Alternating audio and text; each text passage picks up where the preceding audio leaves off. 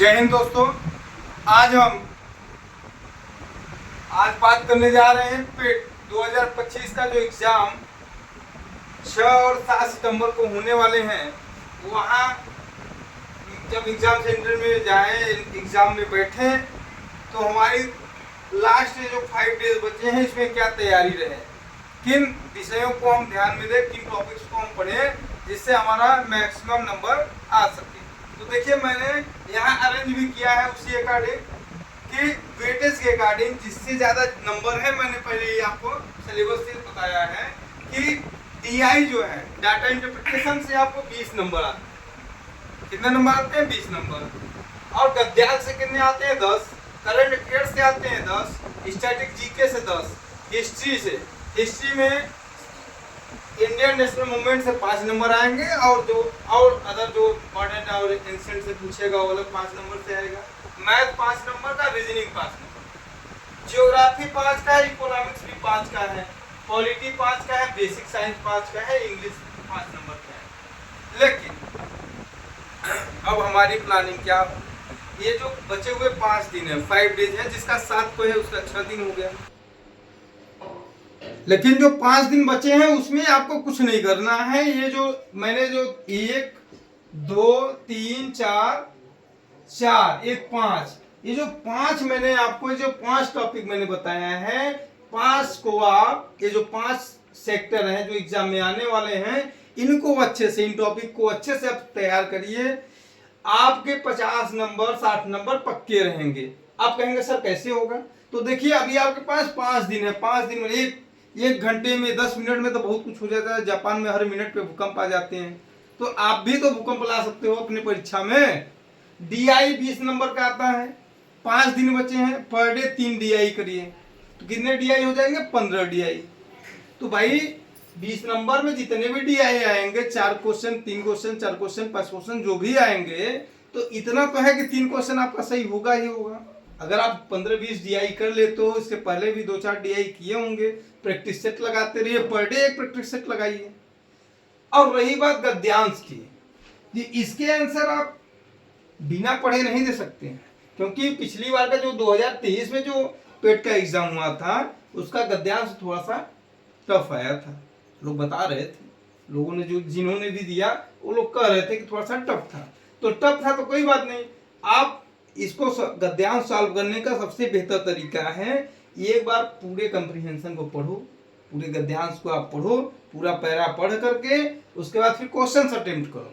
Question को देखो, question पढ़ो, फिर उसमें से फिर से दोबारा सर्च करो। बहुत टाइम नहीं लगेगा। आप जब कर लोगे तो 10 नंबर का आपका गद्यांश हो गया, 20 नंबर का आपका DI हो गया, कुल मिला के 30 नंबर। अब करंट अफेयर्स की बात है, तो करंट अफेयर्स जो भी थोड़ा सा सीरियस बंदा होगा, वो पर डे पढ़ रहा होगा, या 2 महीने 3 महीने या साल भर का 6 महीने का अपना लेकर के करंट अफेयर जो भी नोट्स बनाए हो उसके अकॉर्डिंग पढ़ो। अगर उससे बात नहीं बन पाती है, मोबाइल की कुछ, अब मतलब AI का ज़माना है, मोबाइल का ज़माना है, इंटरनेट का ज़माना है, तो आप मोबाइल ले लो।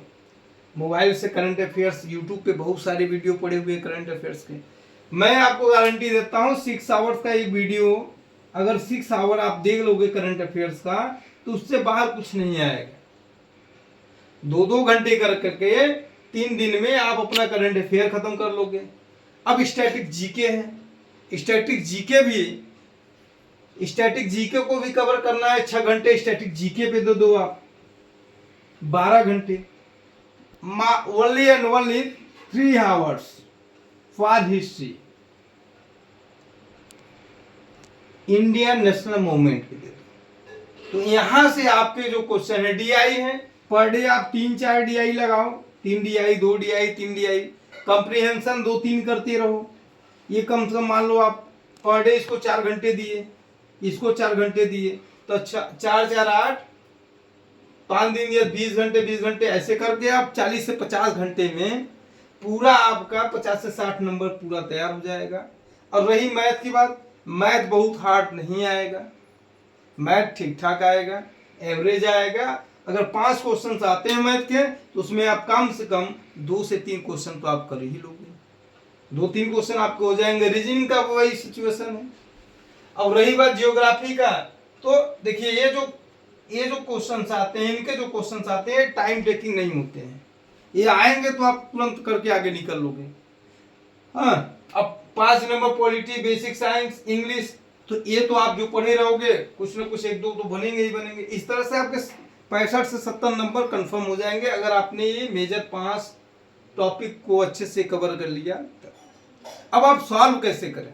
एग्जाम में बैठे हो, अब आपको समझ नहीं आ रहा कि भाई कैसे मैथ लगाने बैठ जाए, मैथ ज़्यादा टाइम लेता है, रीजनिंग ज़्यादा टाइम लेता है, तो आप कुछ मत करिए, एकदम सिंपल सी बात, उठाइए आप पहले शुरू करिए, जो आपका पोर्शन अच्छा है स्टैटिक जीके उठाइए, जो क्वेश्चन आएगा वो करते जाओगे, जो नहीं आ रहा है क्वेश्चन उसको टिक करके छोड़े रहो और सारे क्वेश्चन करते जाओ। हिस्ट्री करो, जितने ये सब हैं, static GK, history, geography, economics, politics, basic science, English, इनको करने के बाद आप नंबर लगाइए स्टैटिक जीके, करंट अफेयर्स, ध्यान करने के बाद तब करंट अफेयर्स और स्टैटिक जीके पे जाइए, और आफ्टर दैट मैथ रीजनिंग लगाने के बाद डीआई को, जो टाइम बचे वो किसको दीजिए, डीआई को दीजिए, तब आपका जो है टाइम मैनेजमेंट हो जाए। तो आप इस तरह से आप अपने एग्जाम को क्रैक कर सकते हैं। All the best, thank you very much, जय हिंद।